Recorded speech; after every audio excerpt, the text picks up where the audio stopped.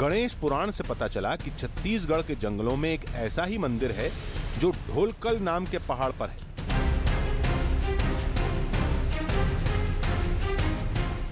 हमारे लिए इतनी जानकारी काफी थी। फिर हम निकल पड़े अपने सफर पर और हमारी मंजिल थी दिल्ली से करीब 1600 किलोमीटर दूर छत्तीसगढ़ का दंतेवाड़ा।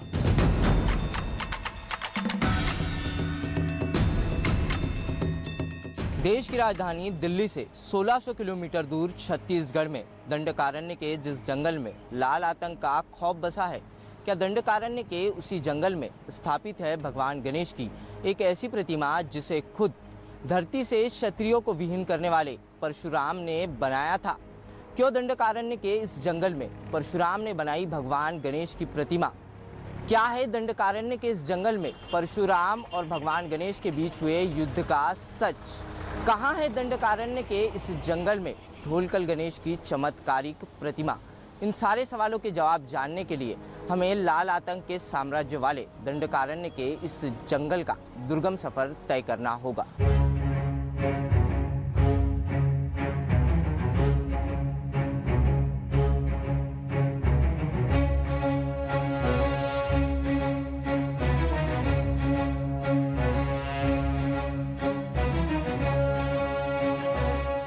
रास्ते में फरसपाल गांव में गणेश के उस रहस्यमयी मंदिर के बारे में और जानकारी मिली और यह भी पता चला कि फरसपाल गांव का उस मंदिर से गहरा नाता है। पुराणों में कहा जाता है कि कभी युद्ध हुआ था गणेश और परशुराम के बीच में, तो उस समय परशुराम ने गणेश जी का जो दांत है उसको मतलब हथियार से काट दिया था, तो शायद यहीं पे गिरा है और ऐसी मान्यता है। प्लस जो उसका जो हथियार है फरसा वो फरसा यहीं पे गिरा, उस कारण इस गांव का नाम भी फरसपाल पड़ा। और जो वो पहाड़ है वहाँ पे पूरा जो पत्थर था वो लोहे का हो गया।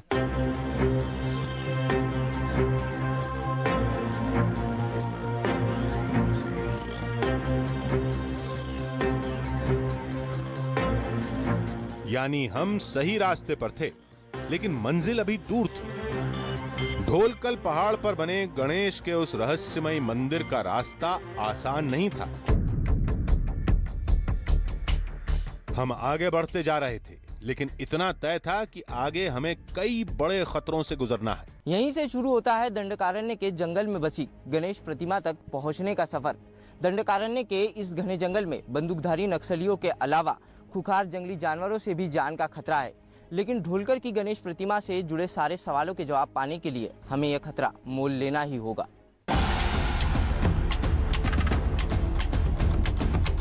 हम तेजी से जंगल की तरफ बढ़े, इस बात से अनजान कि इस घने जंगल में हमारे सामने कैसी मुसीबतें आएंगी। अभी हमें इस घने जंगल को पार करना था,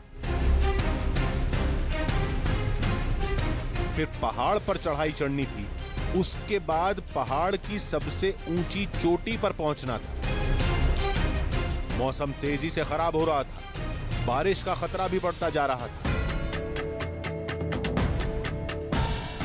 ऐसे हालात में जंगल को पार करके पहाड़ पर चढ़ना खतरनाक साबित हो सकता था। क्या हम गणेश के उस रहस्य लोक तक पहुंच पाए, या रास्ते की मुसीबतों ने हमारे हौसले को पस्त कर दिया? क्या गजानन का वो अद्भुत मंदिर पहली बार टीवी कैमरे में कैद हो पाएगा? पुराणों की इस अद्भुत कहानी के सफर में हमारी सबसे बड़ी चुनौती थी ढोलकल पहाड़, जिसके शिखर तक पहुंचना बहुत ही मुश्किल काम था। लेकिन हमें बताया गया कि इस ऊंची चोटी के शिखर पर आज भी इस कहानी से जुड़े सच्चे सबूत मौजूद हैं। लोगों के मुताबिक भगवान गणेश का टूटा हुआ दांत उसी पहाड़ पर गिरा था और उसी जगह पर भगवान परशुराम ने गणपति की एक बहुत ऊंची मूर्ति बनवा रखी है, जो आज भी मौजूद है। तमाम परेशानियों और तमाम दिक्कतों के बावजूद हमारी टीम ने फैसला किया कि हम इस पहाड़ के शिखर तक जरूर जाएंगे, ताकि इस पौराणिक कहानी की सच्चे निशान आपके सामने ला सके। जंगल के खतरों से अनजान हम ढोलकल की गणेश प्रतिमा की तरफ बढ़ते जा रहे थे। जंगल में रास्तों को पहचानना मुश्किल होता है, सभी एक जैसे लगते हैं। कई बार लगा कि हम घूमकर उसी जगह पर आ गए जहां से थोड़ी देर पहले गुजरे थे। दंडकारण्य के इस घने जंगल में हम 2 घंटे से ज्यादा तक का सफर तय कर चुके हैं, लेकिन इस जंगल में अभी तक इंसान की कोई आवाजाही नहीं दिखाई दी। हम लोग पहाड़ की ऊंचाई से बहने वाले इस झरने के पानी का सहारा लेकर पहाड़ की सबसे ऊंची चोटी तक पहुंचने का प्रयास कर रहे हैं। झरने वाला फॉर्मूला काम कर गया और अब हम ऊपर चढ़ते जा रहे थे। हमें बताया गया कि ढोलकल की गणेश प्रतिमा तक जाने के लिए इस जंगल का कोई तय रास्ता नहीं, बस कैसे भी करके पहाड़ की सबसे ऊंची चोटी तक पहुंच जाइए। हम भी गांव वालों के इसी फॉर्मूले पर अमल करते हुए आगे बढ़ते जा रहे थे। ये पूरा इलाका नक्सल प्रभावित है और आए दिन नक्सलियों के हमले होते रहते हैं। पूरी यात्रा के दौरान हमें यह खतरा लगातार सताता रहा। दंडकारण्य के घने जंगल में कई दुर्गम रास्तों और पहाड़ों को पार करने के बाद हम पहुंचे हैं करीब 2000 फीट की ऊंचाई पर इस घनघोर जंगल में। और इसी घनघोर जंगल में बसता है लाल आतंक का साम्राज्य। हो सकता है कि हमारे यहाँ आने की खबर हमारे पहुंचने से पहले ही नक्सलियों तक पहुंच गई हो और इसी की वजह से उन्होंने अभी तक कोई मूवमेंट नहीं की है। और लाल आतंक के इसी साम्राज्य से होकर हमें ढोलकल की गणेश मूर्ति का राज जानने के लिए हमारी मंजिल की तरफ आगे बढ़ना है। मौसम की मार और नक्सली हमले के खौफ ने हमारे कदमों को रोकने की कोशिश की, लेकिन हम तो कुछ और ही ठान कर आए थे। कुछ ही दूरी पर हमें खतरे का एक निशान मिला, जिसके बारे में पीछे रमलू ने भी हमें आगाह किया था। छत्तीसगढ़ के इस घने जंगलों में नक्सलियों के अलावा जंगली जानवरों का भी बड़ा खतरा है। कल ही इन घने जंगलों में धुआंधार बारिश हुई थी और उस धुआंधार बारिश के बाद इसी जगह से एक बड़ा भालू जो है वो यहाँ से गुजरा था। भालू के पंजे के निशान यहाँ पर साफ दिखाई दे रहे हैं। भालू के पंजे का एक ये निशान रहा और उसके बाद भालू के पंजे का एक दूसरा निशान जो है हम साफ देख सकते हैं। इस जंगल में चप्पे चप्पे पर नक्सलियों और जानवरों से मौत का डर है, लेकिन इसके बावजूद परशुराम और गणेश की इस पौराणिक कथा की हकीकत जानने हमें इस जंगल में आगे बढ़ना ही होगा।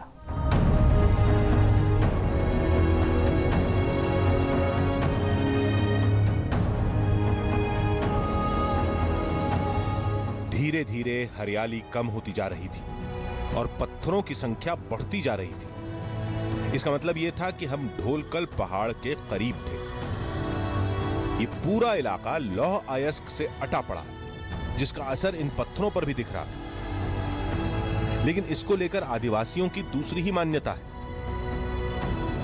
अब वालों की प्राचीन मान्यता के अनुसार भगवान गणेश का दांत काटने के बाद परशुराम का फरसा दंडकारण्य के इसी दक्षिणी छोर को छूता हुआ वापस परशुराम के पास चला गया और तभी से इस इलाके की सारी चट्टानें और पत्थर लोहे की हो गई। हम लोग देख सकते हैं कि दंडकारण्य के दक्षिणी छोर में स्थित इस जंगल की सारी चट्टानों में आयरन ओर काफी बड़ी मात्रा में पाया जाता है। इस पत्थर को हम लोग देख सकते हैं कि ये पत्थर पूरी तरीके से लोहे का पत्थर दिखाई दे रहा है। इतना ही नहीं तो पूरे देश में दंडकारण्य के इसी दक्षिणी छोर में देश का सबसे अच्छा आयरन ओर पाया जाता है। अब हर कदम हमें ढोलकल पहाड़ के करीब ले जा रहा था। इसके साथ ही खतरा भी बढ़ता जा रहा था। चमत्कारिक ढोलकल गणेश प्रतिमा तक पहुंचने के लिए हम इस घने जंगल में जिस रास्ते पर चल रहे हैं उस रास्ते पर बारिश की वजह से काफ़ी फिसलन है और इस रास्ते के ही बगल में है हजारों फीट गहरी खाई। अगर किसी व्यक्ति का पैर इस रास्ते से फिसलता है तो वो सीधे हजारों फीट गहरी इस खाई में जाकर मौत के मुंह में समा जाता है। लेकिन चमत्कारिक ढोलकल गणेश प्रतिमा का राज जानने के लिए हम इन सारे खतरों को पार करते हुए आगे बढ़ते जा रहे हैं।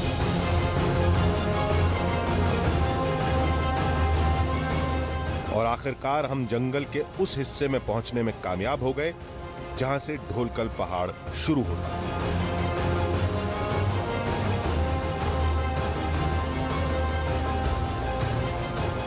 ऐसे घने और दुर्गम जंगल को 16 से 17 किलोमीटर पार करने के बाद ढोलकल गणेश प्रतिमा तक पहुंचने की चाह हमें ले आई है इस जंगल की सबसे ऊंची चोटी पर।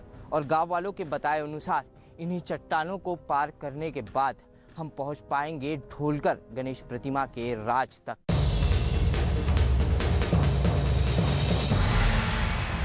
अब हमारा असली इम्तिहान यहीं से शुरू हुआ।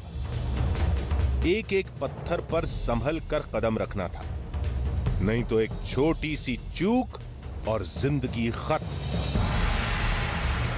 यह हमारी अंतिम चढ़ाई थी। इसके बाद हम पहाड़ की ऊंची चोटी पर पहुंचने ही वाले थे। इस ऊंची चोटी से पूरे दंडकारण्य का इलाका साफ साफ दिख रहा था। अब यहां से गणेश की उस रहस्यमयी प्रतिमा का रास्ता साफ दिखने लगा था कि एक अनजानी मुसीबत ने हमें कुछ देर और रोक दिया।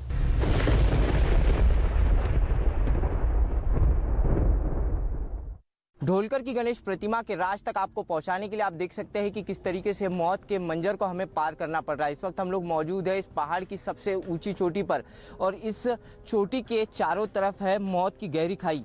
हजारों फीट गहरी इस खाई में अगर कोई व्यक्ति इस चट्टान से फिसल कर गिर जाए तो उसका मौत के मुंह में समाना तय है। आप लोग देख सकते हैं कि बारिश भी इस वक्त यहाँ पर शुरू हो चुकी है और हमारे पास सर झुकाने की भी जगह नहीं है, लेकिन कैमरे को सुरक्षित बचाने के लिए हमें इन चट्टानों को तुरंत पार करते हुए सुरक्षित सफर तय करना होगा। इस कैमरे को सुरक्षित जगह पर रखना होगा, वरना ढोलकर के इस गणेश प्रतिमा का राज आप तक कभी नहीं पहुंच पाएगा।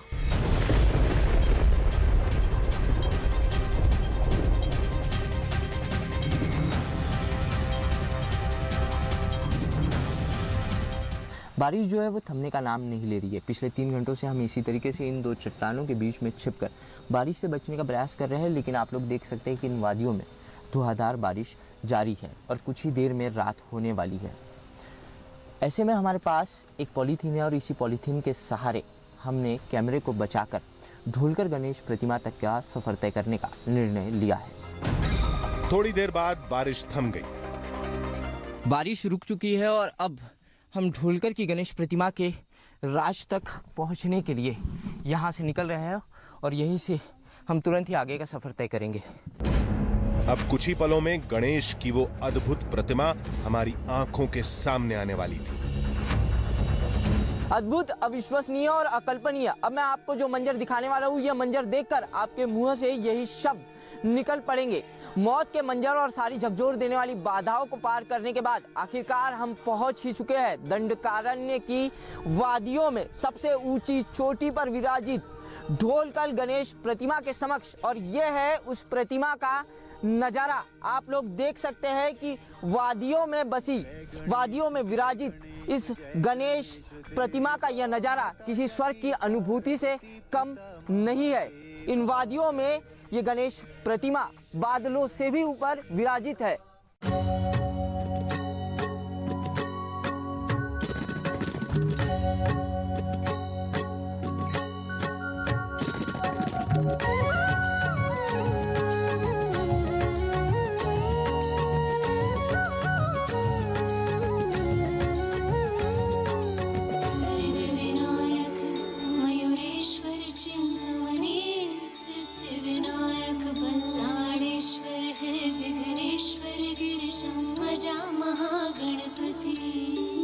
वाकई भगवान गणेश की ये प्रतिमा अद्भुत है। ऐसी मूर्ति हमने आज तक नहीं। मान्यता के मुताबिक जब परशुराम ने फरसे से गणेश का दांत तोड़ा तो टूटा हुआ दांत इसी जगह पर गिरा था। कहा जाता है कि गणपति के दांत तोड़ने के पश्चाताप में भगवान परशुराम ने इस जगह पर प्रतिमा को अपने हाथों से गढ़ा था। लेकिन अब भी ये अद्भुत मूर्त हमसे दूर थी। सबसे खतरनाक सफर तो अभी बाकी था।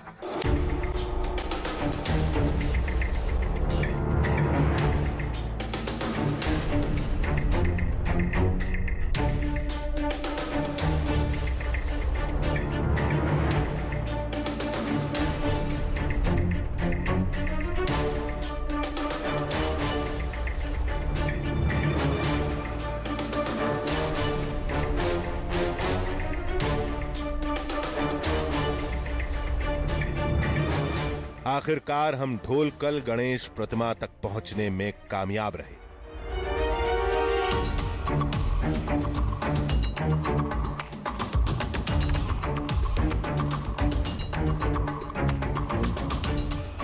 हम जिस देश में रहते हैं वो देश है पौराणिक और काल्पनिक कथाओं का देश, और इस ढोलकल गणेश प्रतिमा को लेकर भी ऐसी एक पौराणिक और काल्पनिक कहानी है।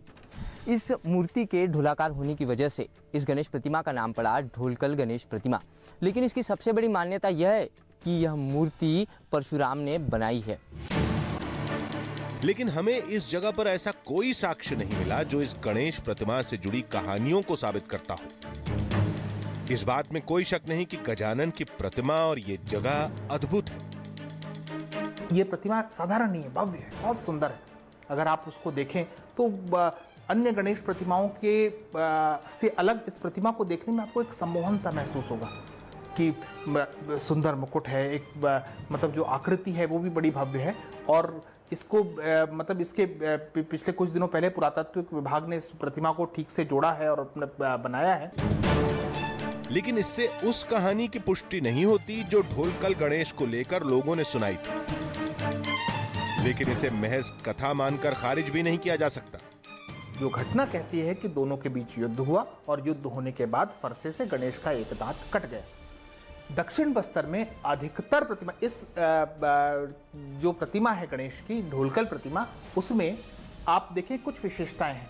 पहला, जनेऊ जो है साकल के आकार का है, और दूसरा हाथ में दांत है। एक हाथ में उन्होंने दांत पकड़ा हुआ है। कुछ ऐसी बातें हैं जिन पर गौर करना भी जरूरी है। इस ढोलकल गणेश प्रतिमा का जिक्र पुराणों में कैसे मिलता है और पुराणों से जुड़ी हर कथा के तार दंतेवाड़ा की इस जगह से कैसे जुड़ते हैं। और सबसे अहम बात, इंसानी बस्ती से सैकड़ों मील दूर जमीन से 4000 फीट की ऊंचाई पर इतनी पतली चोटी पर, जहां आज भी पहुंचना खतरे से खाली नहीं, ऐसी जगह पर गणेश की इतनी बड़ी प्रतिमा कैसे पहुंची। देखिए, पौराणिक कहानियों की पड़ताल नहीं हो सकती, उनकी सिर्फ निशानियों को ही परखा जा सकता है। भगवान गणेश की वो मूर्ति वाकई कमाल की है और वो जगह बेहद खूबसूरत है, और सिर्फ यही हकीकत है। तो अगले हफ्ते हम फिर मिलेंगे एक नई कहानी के साथ, जिसमें थोड़ा सच होगा, थोड़ा बहाना, आधी हकीकत, आधा फसाना।